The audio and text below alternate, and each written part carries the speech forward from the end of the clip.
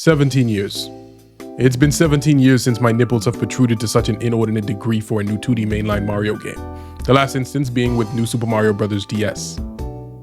For any unfamiliar with my gaming kinks, platformers are one of my favorite genres, so you can refer to me as somewhat of a connoisseur of the subject matter. Knowing that, I shouldn't have to tell you guys just how leaky my warp pipe got at the prospect of what Super Mario Bros. Wonder could be bringing to the table for the series after all the more blander 2D Mario attempts. Now don't get me wrong here, I do personally still think those games are really fun, but then I also don't mind pineapple on my pizza, so I may not be the best person to be influenced by. It's important to note that during this review, I won't be spoiling everything the game has to offer, but rest assured, you'll still be leaving very satisfied with what's on offer here, so put on your plumber hats, strap on your strap-on, and let's go! To start things off, Mario and the gang are invited for the first time to the Flower Kingdom by a little caterpillar-looking guy named Prince Florian. It is a bit puzzling that this is their very first time visiting this kingdom, as the game does claim that it is just a short hop away from the Mushroom Kingdom. They also don't explain the purpose of this visit, but I'm sure spaghetti must be involved. Now that's all fine and dandy, but one look at this scene and I already found a couple of issues with it. For one thing, I think Peach is kind of a jerk for not preparing rides for everyone else. I mean, that's kind of like you and your friends going hiking and you're the only one on a horse. And on top of that, Toadette and Daisy just kind of appear in the scene later as if the devs couldn't think of what to do with them beforehand. But they still most likely had to walk there by themselves, and I do find that to be odd. I was going to digress until I noticed that if you're playing as Peach, Daisy still doesn't get to ride the Uber. The Whip Ghost rides itself. And that's blasphemy. I guess Nintendo may have wanted to avoid showing Toadette and Daisy having to walk, but the thing about that is, this game has 4 playable Yoshis that could have been ridden but were also conveniently left out of the scene. Nintendo might have an issue with tomboys. We should keep an eye on that. So Prince Florian treated our heroes to the sight of this game's most prominent feature, the Wonder Weed, although some people do refer to it as the Wonder Flower. Go figure. As he was about to give us the details on how we could help him mass produce and sell them on the dark web, Kamek enters the chat and does nothing, then Bowser shows up, gives us a display of what happens when you don't brush your teeth, followed by actually doing something. He successfully grabs the flower and immediately takes a hit of it using his built-in lighter function. The intensity of this Wonder Weed allowed this man to fuse with the Flower Castle and transform into the monstrosity you see before you now. He then proceeds to show the audience the true extent of his newly acquired transcendent abilities, and by transcendent abilities, I mean he transforms a one-room efficiency into a one-room efficiency that looks cooler. It just needs a doorknob. After sulking for a bit, Mario and friends decide to step up and handle business, and so the squad, along with Prince Florian, head out to foil Bowser's plans. Still no Yoshi or Nabbit in sight. Oh. So as I'm sure you probably guessed, the story is very basic. It's really just something to get you running, jumping, swimming, sliding, and spinning. I've got to say though, the story might not be much, but the visuals in Wonder are a monumental step up from any other 2D Mario outing to date. The character models, animations, facial expressions, it's all top-notch stuff. Every frame in this game has a purpose. Koopas look at you depending on where you are, Goombas soil themselves at the sight of your massive bubbles, and getting electrocuted has never looked so appealing. Levels are also a treat for the eyes, and all have elements to them that make the backgrounds pop. Aside from the characters in their standard form, this game's new elephant form has new animations for all of the same actions but are more suited for your new size. Like going through a pipe or a door shows to be significantly more difficult as an elephant. Even menus and icons look great. The aesthetic is very stylized and it feels right at home for what we should be seeing in 2023 for 2D Mario. Nintendo has absolutely redeemed themselves with how this game looks, but you didn't only come here to hear about how the game looks, did you? With this being a platformer, gameplay is king, and although this is just more Mario, it's Mario with big improvements. The base moveset consists of jump, sprint, duck walk, slide, small spin, big spin, wall kick, ground pound, turtle grab, turtle throw forward, turtle throw up. Apart from those, you'll also be taking advantage of several power-ups, which include the standard mushroom, fire flower, and star. But in addition to those, you'll also be able to use the elephant fruit, bubble flower, and the drill mushroom. Although there are only 3 new power-ups in the game, all 3 are excellent and they all have relevant utility. The elephant flower, aside from being Rule 34 fuel, comes with multiple benefits. You have a short-range 3-hit standing trunk combo, a crouching double trunk combo that one-shots most of the game's standard enemies, and you can store water in your trunk if you come across any pools of water or water jars. Since this is not a camel fruit, you'll only be able to store up to 3 charges at a time. The water can then be used to irritate the foes that have wronged you, or as the game intended, watering with it plants to unlock bonus coins and other junk that's not quite as nice as irritating the foes that have wronged you. The elephant also has weighted properties as well. Hitting breakable blocks from underneath has you continue your jumping momentum, whereas hitting the same block in your standard form will stop all vertical momentum on contact as usual. In instances where you can push an object, also favors the elephant's thicker build and allows you to move that object more efficiently than you would have otherwise. I'd say this power-up is good for people that prefer Zero over Mega Man, with Mega Man being the fire flower, of course. The bubble power channels your inner SpongeBob and grants you the ability to encase most enemies in bubbles and turn them into cash to fuel your Wonder Weed addiction. I say most enemies, as some of them are immune to its effects. I initially thought this power was hot dog water in comparison to the fire flower, but I ended up liking it much more as the game progressed, especially after realizing how useful using the bubbles to gain extra height actually is. And then comes the most broken power-up in the game, the drill power. While wielding it, you'll be able to burrow into anything that's not floating or hard surfaces like metal. Since 85% of this game is soil-based, you can probably imagine that you will be able to burrow through very large chunks of levels unfazed by the game's obstacles. Aside from cheesing the game with mole mode, your noodle will also be protected by topside assassins. And if that wasn't enough, there are multiple cases where having it will give you access to hidden routes or other secrets. Other than the fire flower now allowing you to throw fireballs while crouching, that's the gist of what the power-ups offer. I originally thought this game needed more of them, but the ones we have now ended up providing enough utility to not feel stale. One or two more would have been nice though. But let's talk about what this game's story is based around and why it does have the name that it has. The majority of the levels you'll play through will host up to 3 Wonder Seeds, and you'll need these seeds to remove the demon plants guarding Bowser's castle in most worlds. What are they guarding, you might be thinking? Inside each of these castles reside a royal seed guarded by a boss battle. What are royal seeds, you might be thinking? Royal seeds are larger, more powerful seeds and are required to destroy the demon cloud plants around Bowser himself. While going through a level, you may come across a Wonder Weed. If you're looking to have some of what Bowser's having, grab one of these and you'll soon find yourself in an episode of Super Jail. I don't explain my references, so look it up if you care. I won't be spoiling most of these since once you've seen them, the game does lose some of its magic, but just know that the effects are crazy in a good way. Once you've rolled, floated, and super jumped your way through any of the Wonder Worlds, in levels with 2 seeds, you'll only have to find the Wonder Weed and then complete the level as normal. But in instances where there are 3 seeds in a level, in addition to grabbing a Wonder Flower, there, I said it correctly, you'll sometimes have to find hidden alternate routes through the level in order to unlock the 3rd seed. Trust me when I say, the Wonder Flower adds a huge surprise element to the game that does a wonderful job at keeping the game fun all the way through, and one of those things you'll need to play for yourself rather than me showing you. Now, just in case you weren't keeping up with the characters in the intro, there are 12 characters in total to choose from.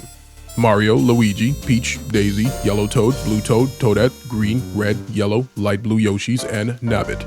Now before you get excited thinking they all have unique traits, they do not, but don't worry though, you can change that later. All characters except for Yoshi and Nabbit natively function the same. The Yoshis won't take any damage, but instead receive knockback upon contact with the enemy. Yoshis also have the old fateful flutter jump, and they're able to use their tongues to lubricate anything they decide to put in their mouth. Also, what is that face? That needs to be an account icon. Anyway, Nabbit is another hold my hand character that doesn't take damage, and in the case of Nabbit, he also doesn't receive knockback. He just kinda runs through the opposition. You might think that because of that, it'd be easier to play as him than Yoshi, but then I disagree and flick your nostril. Since Yoshi has the flutter jump, that makes platforming much easier than with Nabbit, considering that they both still die from death pits, Jill sandwiches, and the effects of specific Wonder Weeds. Yoshi and Nabbit were not invited to the power-up party, and as such, they cannot use power-ups. They're mainly there for people having a hard time with the game, meaning you'll finally be able to play co-op on equal footing with your pro gamer strats basement kid. I'm not gonna lie, Yoshi especially not being able to take damage hurt me deeply. The devs really should have implemented the option to turn that off. But I guess they're saving that feature for new Super Mario Bros. Wonder. When it comes to the game's levels, the variety is through the roof. All the worlds are themed, as you'd guess, but the levels within any particular theme feel very different from each other, and they constantly add new enemies as you progress. For instance, in the desert world, you go from a standard desert to a cave-style level to a Ninja Palace rhythm party level. It's completely bananas. There's also a lot of good level design choices that I noticed as well. For example, in one of the courses, there are these thick bowls that charge at you on sight. Right from the start, you're presented with a chocolate bar and a bull. Take a few steps forward and it'll charge at you, destroying the blocks in the process. Now you understand that they can destroy those blocks. We're learning. You jump to the other side and notice a few coins and you instantly know what to do. You lure the bull over to break the blocks and grab the coins because you're a smarty pants. With your first mental victory of the level secured, you press onward only to stop a moment later because, ooh, shiny thing. But you can't reach it. With you being the smarty pants that you are though, you're now thinking that you need a bull. So you head forward and touch the plant and 3 coins line up vertically above the tree. That's hint number 1. You jump, collect all 3 coins and then land. The tree shakes and that's hint number 2. Now, it's at this point where elite gamers will immediately notice that this tree is up to no good and ground pound it. Knowing that you still need a bull, you move forward and based on if you ground pounded the tree once or twice, only one of the bulls will make it across alive. But you will be rewarded either way. Casuals, on the other hand, will continue ahead without ground pounding the tree, only to witness topside bull plummet to its doom. You, being understandably upset that you've just lost Ryan, the bull you've just named, have now become suspicious of that tree, and rightfully so. It's up to no good. You head back up to the tree since you've now figured it out, but with Ryan out of the picture, does it even really matter? You press on, only to find that topside bull was actually a shadow clone, and Ryan was with us the whole time at the bottom.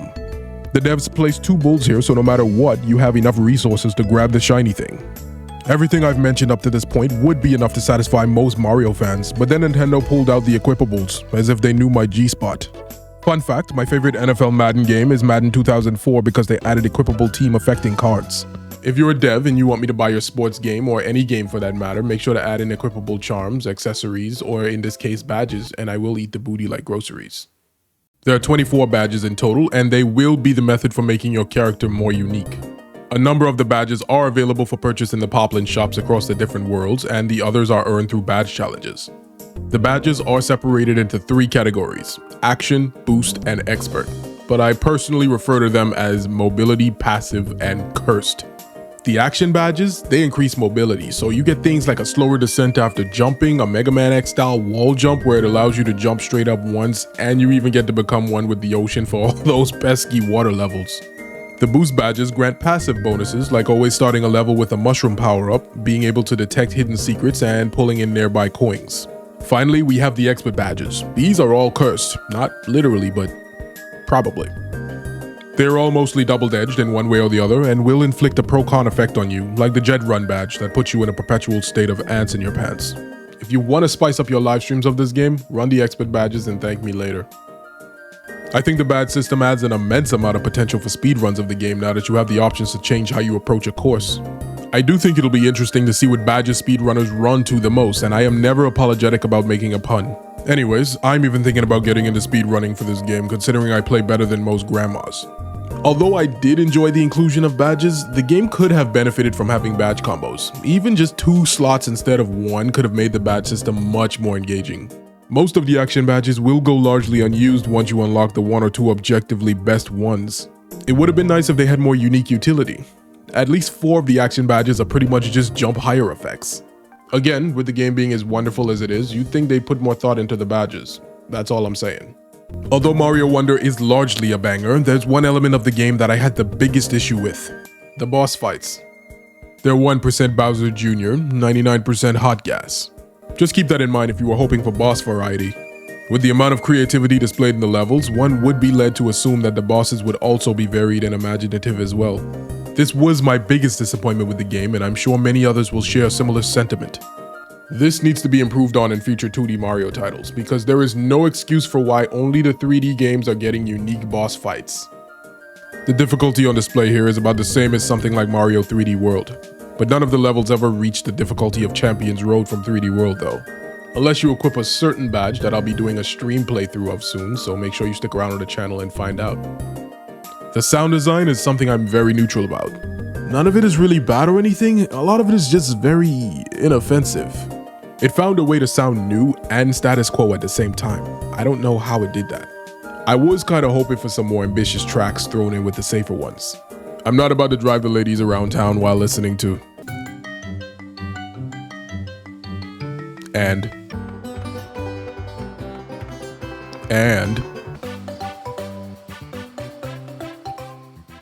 So again, nothing even remotely bad, but they just don't do much for me outside of filling the dead air. One of the only themes I find myself humming randomly is this one.